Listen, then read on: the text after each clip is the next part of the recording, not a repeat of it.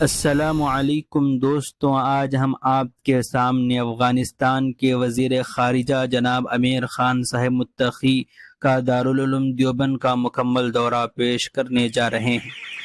دورہ شروع ہونے سے قبل دارالعلوم کے اطراف کی سڑکوں کو کلیئر کیا گیا اور حفاظتی انتظامات مکمل کیے گئے۔ طلباء اور اساتذہ کرام پرجوش انداز میں قطاروں کی صورت میں مہمانان خصوصی کے استقبال کے لیے منتظر کھڑے تھے۔ ہر چہرے پر خوشی، عقیدت اور محبت کے رنگ نمایاں تھے۔ جیسے ہی جناب امیر خان صاحب متقی دارالعلوم کے مرکزی دروازے سے داخل ہوئے، اللہ اکبر اور استقبال کے نعروں سے فضا گونج اٹھی۔ طلباء اور اساتذہ نے گرم جوشی سے ان کا استقبال کیا۔ پورا ماحول ایک روحانی اجتماع کا منظر پیش کر رہا تھا۔ استقبال کے بعد امیر خان متقی صاحب کو دارالحدیث میں لے جایا گیا، جو دارالعلوم کا وہ عظیم مقام ہے جہاں حدیث شریف کا درس دیا جاتا ہے۔ انہوں نے تمام اساتذہ اور طلباء کی جانب سلام پیش کیا، جس کے جواب میں طلباء نے والہانہ انداز میں وعلیکم السلام کہا۔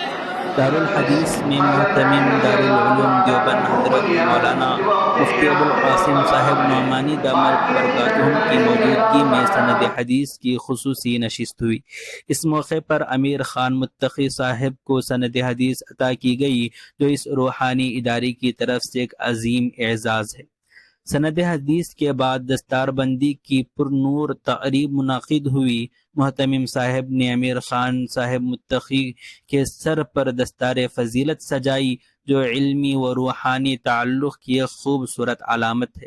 اس منظر پر طلباء اور اساتذہ میں خوشی اور عقیدت کا اظہار نمایاں تھا۔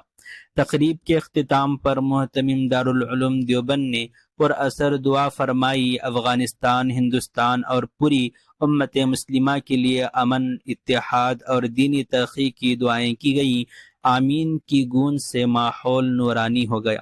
امیر خان متقی کا یہ دورہ دارالعلوم دیوبند کی تاریخ میں ایک سنہرے باب کے طور پر یاد رکھا جائے گا۔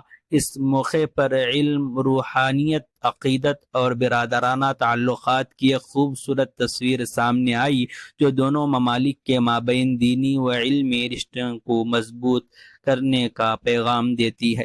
ناظرین، اگر آپ کو یہ ویڈیو اچھی لگی ہے تو ویڈیو کو لائک کریں اور کمنٹس میں کوئی دعائی جملہ لکھ دیں اور ویڈیو کو زیادہ سے زیادہ شیئر کریں۔ السلام علیکم۔